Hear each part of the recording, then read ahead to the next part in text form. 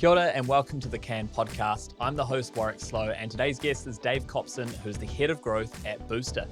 Booster is a KiwiSaver and fund provider in New Zealand, and we talk about some of the things that they've been doing to innovate their product, to give them a little point of difference, and to also help Kiwis save for their retirement.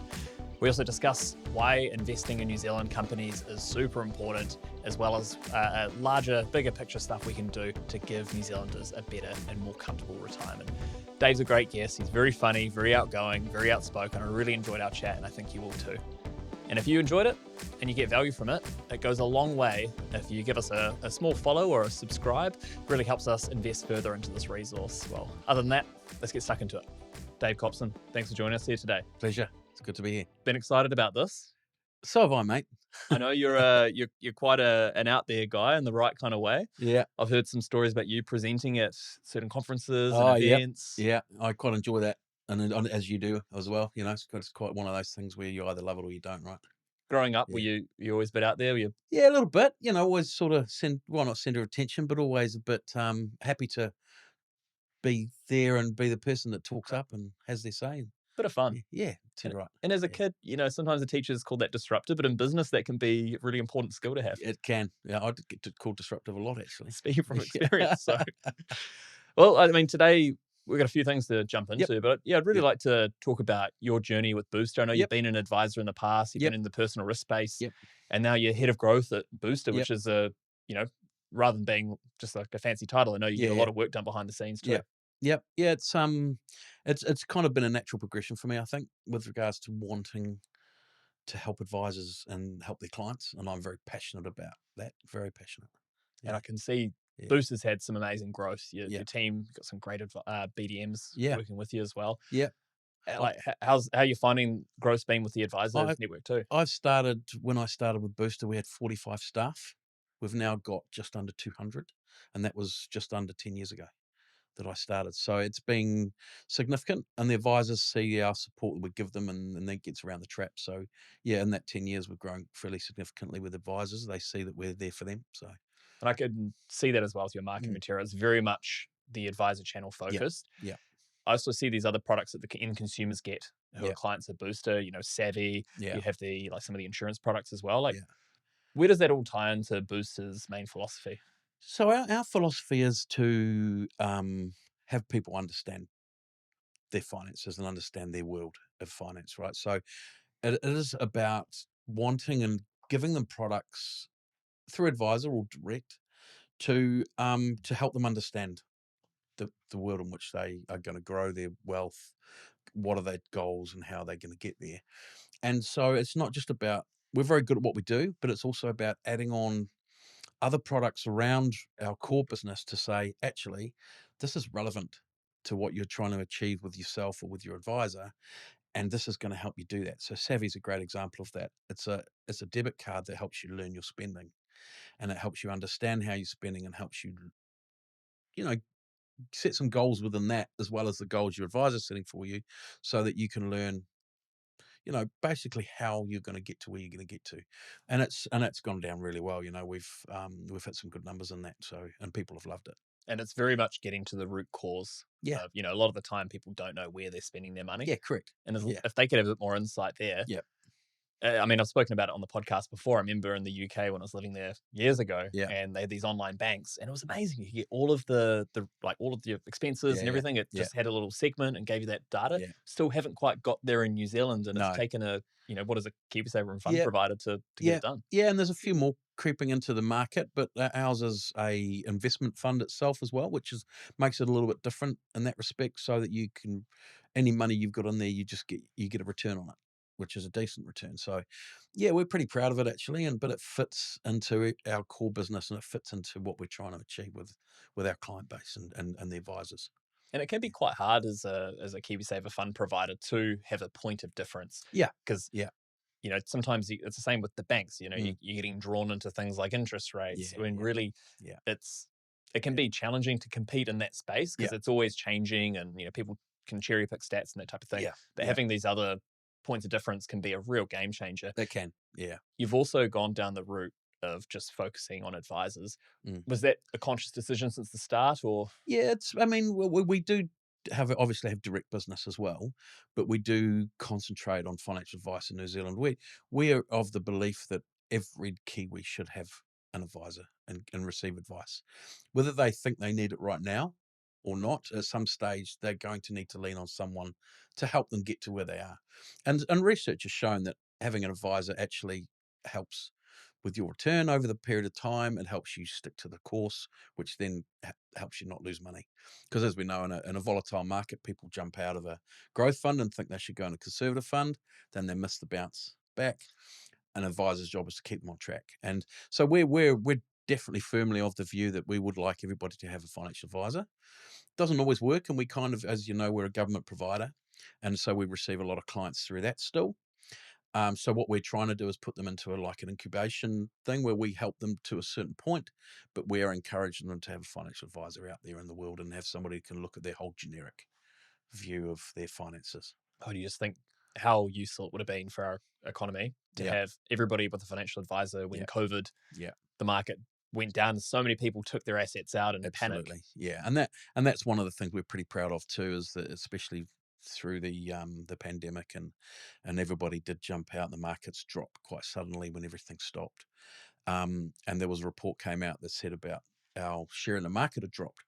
And so we had some of our board say to me, "Well, share in the market's dropped. Are we concerned?" And I said, "No, I'm really pleased because it means we've got everybody in the right fund and they stayed there. And when the market bounced back, we were back to where we were, even a little bit more. Whereas a lot of the big providers out there, we should say banks, should we say, they didn't really care that people were switching. So we were on top of every switch and with advisors and going, hey, these people are switching. Go and have a conversation.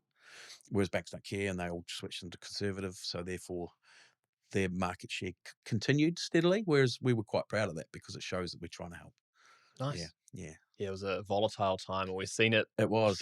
It's always a good story though, isn't it? Now for advisors to use about volatile times and go, all right, what about when we had the pandemic and this has dropped, and if you'd stayed the course, you then did pretty well. Even with like the GFC in 2008, I Correct. remember hearing Yeah, this thing. It's yeah, like, if you kept your money in there, like, and put it all in the day before yeah, the yeah, GFC hit, yeah. and then like by now it would have tripled, quadrupled. So If you stick to your course, have a plan, stick to your course, and it's simple. Yeah. nice. And your advisors, I think a lot of the time, are they doing multiple services? Yeah, we've got a number of different advisor businesses and advisors that use us. We've got purely investment advisors. We've got KiwiSaver advisors, and then we have ones that do insurance or mortgage, along with a bit of KiwiSaver. So we do have to look at different ways that we're doing things with our advisor groups and what we can just to basically just to help them, educate them, and help them with their client. But yeah, it's quite a diverse group that we deal with for sure. Can imagine. Yeah. Are there any like key challenges you think like the industry's facing at the moment? Yeah, I think there's a couple in my opinion. Is number one is getting younger people into the industry. And that is a challenge when you're going through university and you've got a set course to be a lawyer or dentist or an accountant. There's no real set course where everybody talks about being a financial advisor. And it's always something generally, and you could probably disagree with me because you would have seen it over the No, years as well, where generally people have fallen into the industry rather than have chosen the industry. me too. Yeah, I did the same 35 odd years ago, right? And you stay in the industry because you think, actually, this is good. We're helping people, but you fall into it. And I think it's something we need to work on to encourage people to see it as a really, really positive career rather than something you fall into and go, oh man, I've seen this insurance agent, he makes a lot of money. And how about going into it from the start, going, actually, this is a really positive career? Because it is. The other thing I'd like to see change a little bit, and this is something we're talking to legislators about and different groups, is we need to change Kiwis' perception of the value a financial advisor brings to them as a person. And we still have, I think, a view, and it's around the world, I think, a little bit of, hey, yes, your classic old insurance agent from 30, 40 years ago. Financial advisors, no, I don't need them. Whereas we need to change that view, in my opinion, to go, actually, this is how valuable it is to have a financial advisor, and they're here to help. And I think if we pull together as an industry to change that point of view, I think we'll see more people using financial advice. Even when I was a young buck, Mm, I would have thought, financial advisor. yeah, I don't need them. I've got no money. But exactly you think right. that's the That's a perfect good time time to to start, isn't it? Yeah, exactly. yeah. But you also still have people now that have got this mental block of financial advisors because they look at them as a car salesman, and they're not. It's changed, and our legislation has helped change that. But I don't think the public realise that. Yep. And I Yeah. mean, for a lot of those people, if they've got that perception, they may Mm. have had advice in the Yep. past, they might have had a bad experience, Correct. Yep. and they might already Yeah. be quite good with their Yeah. finances. Correct. But it's still, even if they're good with the finances, it's still good to get that confirmation that they're good with their finances and going in the right direction. And when things aren't going so well, who do you turn to? And you can't just flick it on and off. You've got to have somebody that's there for you, build a relationship. Yeah, I think the more trust we can build in the industry, it Absolutely. will attract better talent. Absolutely key. New Yeah. Zealand, outside of financial services, New Zealand's also in a fight for young Yep. talent too. We've, Yep. I know there's a lot of Academy. people Yeah. leaving the industry. Yeah. Sorry, leaving the industry, leaving New Zealand for greener pastures. Yep. I did the same. Went to London, lived there Yep. 7 years. Yep. A lot going to Australia. Yeah. So it's like already we're in that fight. Yeah. How Exactly. we bring people in. Yeah. Yeah. And it's tough, isn't it, over here? Because that's the dream for a lot of young people, is to head off overseas and have the big OE, and then they get caught and stay where they're gone, or go somewhere different when they come back. I was And lucky. we see it a lot. You guys would see it here a lot as well, where you get some good young people on, and they go, "Yeah, we're going now," and you've trained them up, and you've done all the work, and you think you can't argue with them because it's exciting for them to do that, right? Yeah, And having done it, I know the value yeah, of oh, going it's huge. overseas. Yeah, yeah, And I've got friends who, yeah, like you yeah, said, they get stuck.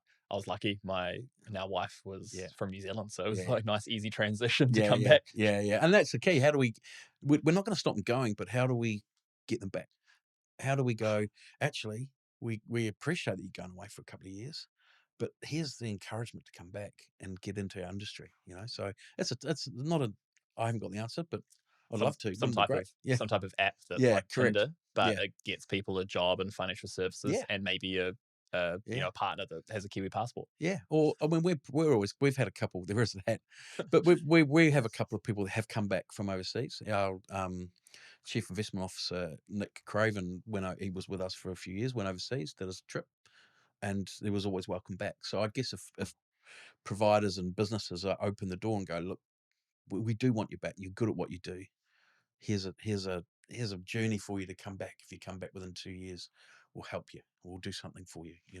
Maybe that's something to think about. And they need that experience, Yeah. and Oh, I 100% agree. Yeah. that's so valuable. Yeah. Yeah. Yeah. But yeah, how can It we? opens our eyes a little bit being here, but it also, I think, opens our eyes to what a great country we've got at the same time, which is important too, right? Especially if there's World War III around the Yeah, corner, not exactly too right. bad being Yeah, the bottom end of the risk board. exactly right. We're doing all right here, aren't we? You hope so, eh? Knock Yeah, on yeah, wood. yeah, And speaking about, bringing talent back, yeah, a big part of what Booster does is investing in New Zealand businesses yeah. as well. We do, yeah, Yeah, how have you found that strategy has gone compared to a more broader world view? yeah. So I mean, it is quite big in Europe, investing directly into businesses that aren't on the stock exchange. It's You look at Australia and their size of their superannuation funds over there. They've got scale, they can do it, but it's been great for their economy.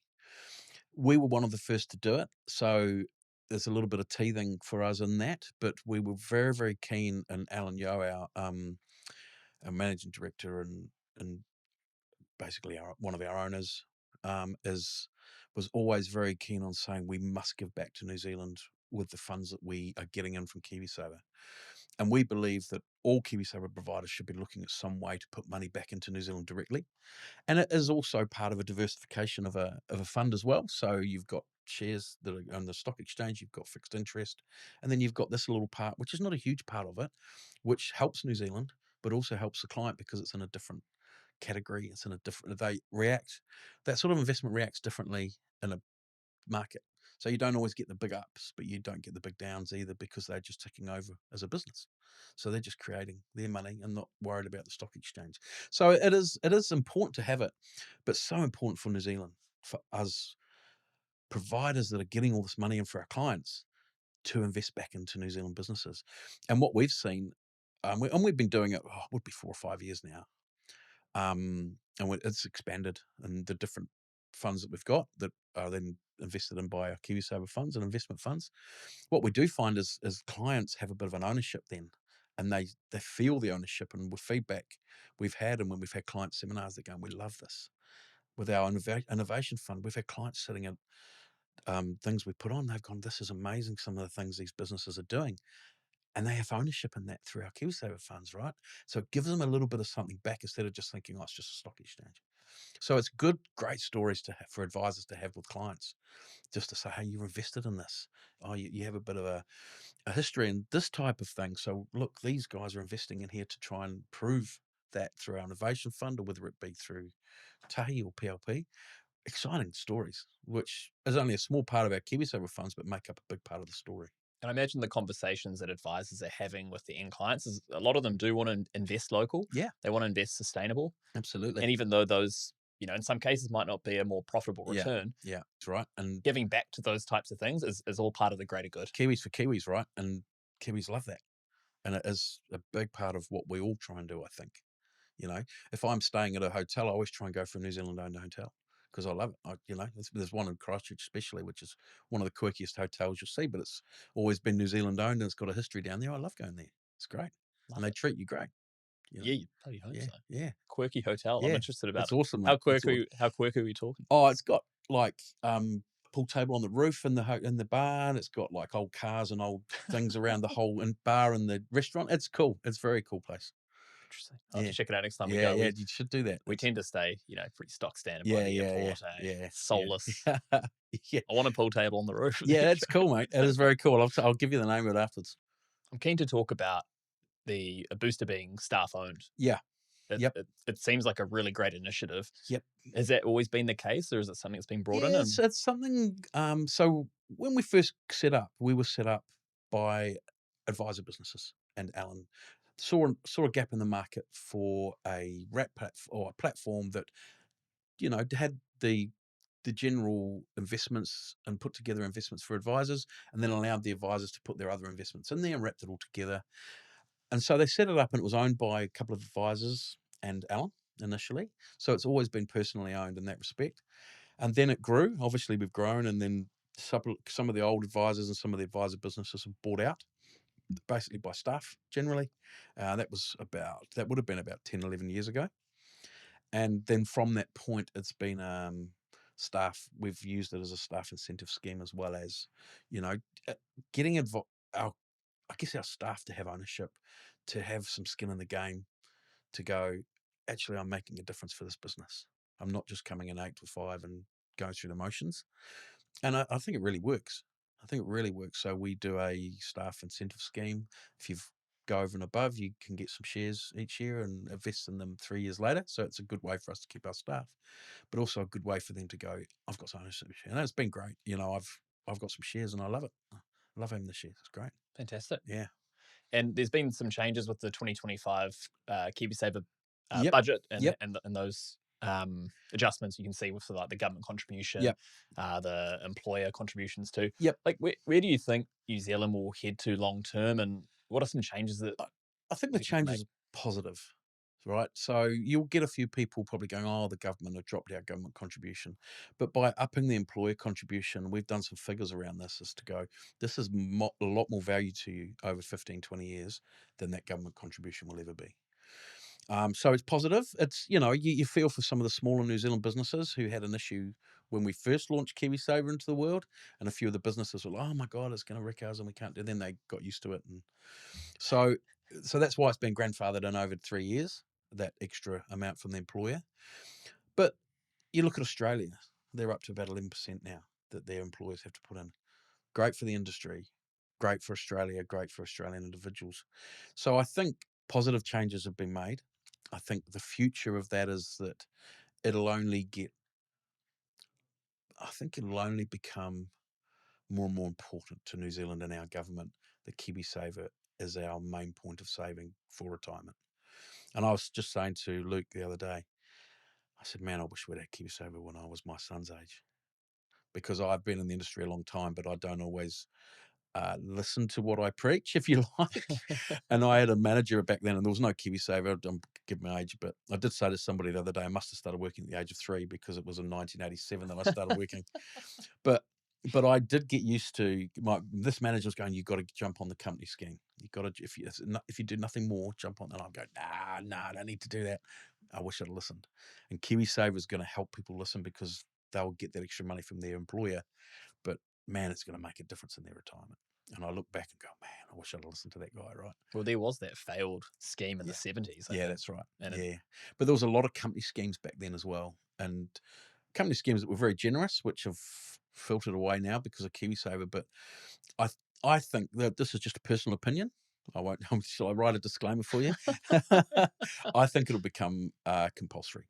I don't know when, but I think it needs to for our country, and uh, that is in Australia and other countries. I just think if that's the way to get people to save for their retirement, have a good retirement, strong retirement, take a bit of pressure off the government a little bit. and a bit of pressure off the old property market. Yeah, Some yeah, well, exactly. diversification. Yeah, exactly. So, and then that's a real Kiwi thing, isn't it? Um, but yeah, I think it's heading that way, and for the good, for the greater good, I think. Yeah. But the government super is not going to last forever. I'm probably going to be one of the last ones that come in and get that. Thank you very much, by the way. You Um, deserve it. You've worked hard. yeah, I have worked hard, but it's something that's not going to it's not going to be able to keep up with inflation as quick. Well, in my opinion, not be able to keep up with inflation, but it's not going to be there. So people really do need to think, what is my retirement? Put this aside for a minute and go, that's a bonus if they're still doing it. But what am I going to do? How am I going to retire the way I want to retire? And looking at the numbers, the old Yeah, pension's going to be a yeah, bit of a ball and chain on the economy long yeah. It term. will be at some stage. We've got all the baby boomers now starting to take and use it, and more and more people retiring. And you do look at that, and that what, at some stage they'll probably put asset testing back in. I'd have thought, because you've got people who've got a lot of money that take the pension because they've worked hard, and fair dues, they've worked hard to get their money right. So I don't begrudge that, but I think at some stage the government will look at that and go, right, who should be getting the pension and who shouldn't? It's the same as like the benefit, really. Of course it is. Yeah. It's like who needs it the most? Yeah. And if there's only a certain pool, Yeah. and you've got people who have done really well, and it's like you don't want to punish them for it because they've No. paid their taxes Yeah. for a Yeah. long time. Yeah.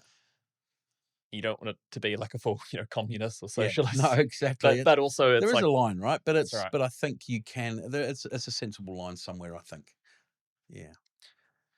It's a complex issue, and It I'm is. glad I'm not sitting in one of those seats trying to Me solve it. too. Yeah, me too. But and then we like yourselves as an advisor network and us as a provider. When it happens, we'll just help each other.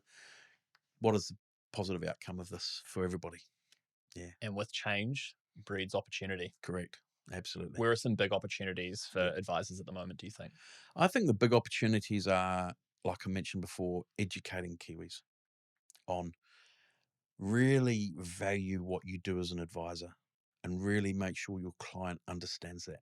So when you first talk to them and they get caught up in your passion and your enthusiasm, and then 6 weeks later when they go away and they've signed up everything and somebody else gets in their ear at the Kiwi barbecue. Where most Yeah, financial yeah, advice is given in this exactly right. country. It does. But then they go, or they walk into a bank and the bank say, oh, well, why don't you tick here and we can do this and that for you? And they go, no, I'm actually with an advisor from the Kiwi Advisor Network and I'm really happy. That is where our opportunity is as advisors, is to make sure you're out there seeing people, which is great.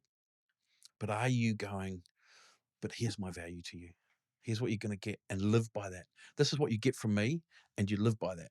And if you do that right, you're going to keep the legislators happy. You're going to keep your client happy and you'll keep your employees happy because everybody's being educated and you're doing the right things by your client. So I think that's an opportunity. I think in general that there's loads of people out there that don't have financial advice. Where do you find them? I guess that's a challenge for you guys as a network. But we're happy to help wherever you guys see fit. But I think the challenge is finding those people and making sure they understand value that you give. And I see a lot more companies investing in their marketing approach. Yeah. And it might be through mediums like Yeah. podcasts, it might be webinars, Yeah. it might be courses or sessions that you can do. Yeah, yeah. There's more information out there. There is. Yeah. And I can see it and people are investing into it, but it Yeah. just takes that little bit of time. And it might be the 40th, 50th time someone sees Yeah. like a post or a bit of advertised before they Yeah. engage with it. Yeah. And I guess as the key come down to as well, there's a lot of, like you say, it's noisy. There's a lot of people out there advertising, whether it be a provider or an advisor group or an advisor themselves. What is the key that gets the hooked in, and how do you keep that client engaged with you? And that is where the time and effort should be put, in my opinion. Actually, doing your job is great. And I talk to my staff about this. Doing your job is great, but actually doing that little bit extra for my guys, for the advisors, or doing that little bit extra for your client, which they're not expecting, creates that loyalty and creates that trust, in my opinion. If you just went in and did your job, they'll go, "Oh, how was Luke? Oh, he was all right. He's good. Did his job." Or did he go, "Yeah, man, he helped me out with a lawyer that he didn't even need to help me with. It was awesome." That's what we're looking for, and that's what I think we should be looking for with clients. That little bit extra doesn't take much for you to really, really get loyalty out of that client. Going above and beyond. Correct. And you don't have to go silly with going above and beyond. It's just little things, you know. I've been an advisor over the years and worked as a BDM, and my little thing where I've still got clients I keep in touch with now, which have nothing to do with what I do now, but they've still touched base with me. "Oh, I remember when you did this. It was great. Love You know, that. you helped us through the days of the finance companies, and when we sat down with them and I went extra just to try and help them understand, if a finance company's giving you 20%, what are they investing in to give you 20%, right?" And they go, "Yeah, but I've seen it advertised in the paper." And we're going, "That's fine, but let me explain to you how it works." And they've all appreciated it. But just those little things where they remember where I've, wouldn't maybe watch one of their grandkids play football one day, or, something like that. Just little things that don't relate to your job, but maybe take it half an hour to an hour. Yeah, I think people remember that type of Of thing course they too. do. Yeah. And it's like, you hear stories, like advisors who send pizza vouchers to their clients when they move Yeah. into their homes. So the first Yeah. night they're there, How good? it's just like a little something that Doesn't doesn't take cost too much. much, but Yep. can make a massive Yep. difference. Massive difference. And it's just little things. Even if it's just a note that says, "Welcome to your new home. Congratulations. Let's get together in 6 weeks and talk about what that means now." You've reached out, you've done it. Like when you get a new client, in my opinion, that's the time when you're creating loyalty. So you've set them up and you go, "Oh, well, we'll talk again in a year." No, how about you talk again in 6, 7 weeks? It takes probably a 15-minute phone call to say, "Hey, we've got everything set up. Are you comfortable? Have Booster been in touch and welcomed you? How's everything going? You comfortable with what you've done? Great. Awesome. Right. We'll be in touch later." But just takes a little 10-minute phone call. That's that little bit of going over and above. You're doing a little bit more than your job, right? And it doesn't take much. More people who do that, it actually lifts the Oh, value of the industry. yeah, of course it does. It Yeah. pains me when I hear, like, even friends or, Yeah. you read online and people Yeah. go, "Oh, some people say I went to an advisor, they were amazing." Mm. That's a good example of the type of Yeah. advisor you're talking Yeah. about there. Little bits like that. But so often you hear stories, people going, "Oh, I went to one, couldn't get in touch with them, told me they didn't want to work with me." Yeah. And Yeah. that, even Yeah. if, but there's so much value in helping people, even if they're not the right customer Doesn't for matter who you, they are, in my opinion. Yeah. even just giving them the time of day, Yeah. giving them a good reason why you can't Yeah. work them right now, and Yeah. referring to a couple, Yeah. that builds trust in the industry. Yeah. Yeah. Absolutely. And even if it doesn't fit like you just said, then you find somebody that does fit those clients and say, "Hey, look, I don't really go down this path with my clients, but I've got another person that we use and he's awesome, or they're awesome and she's awesome, and they'll help you out and they're going to help you along your path. I hope that works out. Give me a call if it doesn't work out." Oh, that's cool. Right. It's okay to do that, but just don't just turn them away and go, "No, no, we don't deal with you." Yeah. Yeah. Yeah. I think that's very short sighted. I think the type of people who are listening to this podcast, they're already Yeah. trying to better themselves. They're Yeah. listening Yeah. to professional development, that type of Yeah. thing. So Correct. it's kind Yeah. of preaching to the choir, but I think it's Yeah. a really good reminder for the whole Just never industry. forget, right? Never forget who pays the bills and who needs your help the most. I Yeah. remember there was a guy who came in here once and he came for a meeting. And on the way out, we had a few like merch things we gave him. And Yeah. then Yeah. like the CEO was like, "Hey, by the way, you can use my park." And he was Yeah. like, Brilliant. "Are you just trying to delight everybody that comes in here?" I'm like, "You did catch us on a really good day." Yeah. So, Yeah. You picked a good day, but well done. yeah, How's that feel? It feels pretty good. Yeah. it Yeah. felt great. Yeah. Yeah. Yeah. Yeah. Good. I've yeah, we've run through like quite a few of the points we wanted to discuss today, and I think there's always like common misconceptions about every provider, Yeah. and some of those might just be because they just don't know. But Yeah. like, what do you think? There's some a lot of things that are misunderstood about Booster. I think we've got a pretty good, I guess, relationship with advisors, but we've also got a good reputation in the industry for looking after advisors. And I think one of the things is a lot of the clients might say, "Who's Booster?" Because we don't spend a lot of money on big advertising like some other providers would. And that's fine. It's just a different way of doing things. We want to spend our resource with advisors. We want to spend our resource with networks, which we've supported you guys, which we're very proud of and we really want to make a go of, to help you promote us. Because at the end of the day, when you're talking to a client, it's your relationship that they're looking at, and let's not ever question that they're buying into the advisor, not buying into the provider, and they're trusting you with the provider you recommend, right? So I think it's not a misconception, but we do have a few advisors go, "Oh, you don't advertise. Oh, when you've had a good return over a quarter, why don't you jump up and down and sing it from the rooftops?" Well, you could soon be down the bottom, and it doesn't look great, does it? And we don't want clients chasing return. We don't want them chasing low fees. We want them chasing value and advice. So I think there's not too many misconceptions about us. I think everybody realizes that we're very advisor orientated. We don't do the big jump up and down about us, and you guys have seen that with the presentations we've given um, at your conference and things. We will talk about education, talk about what it means for you as advisors, rather than us. And I think, you know, trust us. That's our way. It's not a corny thing we're trying to say. We're just here to help you guys as much as possible. And being head of growth, Yeah, Booster's on the up. yeah, And yeah. what's it going to look like in 5 years? Well, it's an interesting question, isn't it? It's from my perspective, I'd we're always looking how we can improve for advisors from my team side. However, I think as a booster, as a company, we are just trying to be relevant to Kiwis. And what does that look like? It could mean different things that we're trying to do to innovate, different things we're doing in our investments to innovate and provide great investments for Kiwis, but also the add-ons which help them. Um, I would say we're only going to grow in that respect. Alan Yo is always thinking of something outside the square. Is 5 years ahead of everybody else. So he will buy into things where he sees there's potential for us to do something different. We are bought into a company called BansPay, and BansPay, we shared relationship with them for our Savvy card. So they do the back end of oh, look, I'm not going to get into detail here. There's a reason they call me Detail Dave. I don't do a lot of it. So but there is so it's the back end of cards and money machines and things. And so they've had a few big clients. We were one of them. And then Alan's gone, well, we can utilize this for our future open banking when that comes in, and what does that look for our card and how are we going to do things better? Alan's gone, we need to have ownership of this business so we can control what we get out of it. So that's the sort of thing Alan looks at. We've now got a new CEO, Di Papadopoulos, who's not joined us, been with us for 10 years. She's, I've always said to her, she's always had good taste in staff because she employed me. She does roll her eyes when I say that, and I'm not quite sure what the eye I don't know roll why I is. laughed when you said No, that as well, actually. there's definitely an eye roll from Di, and I think it's just yes, you're right, Dave. It's true.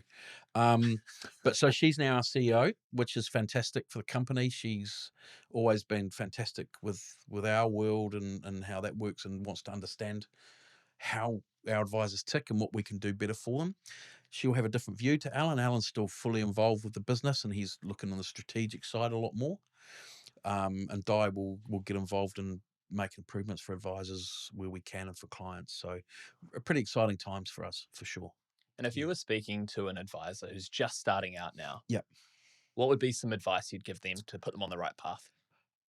What would be the advice I'd give to an advisor? I would say find a strong partner with regards to helping you with the legislation side, help you with your licensing, help you with your policies and procedures.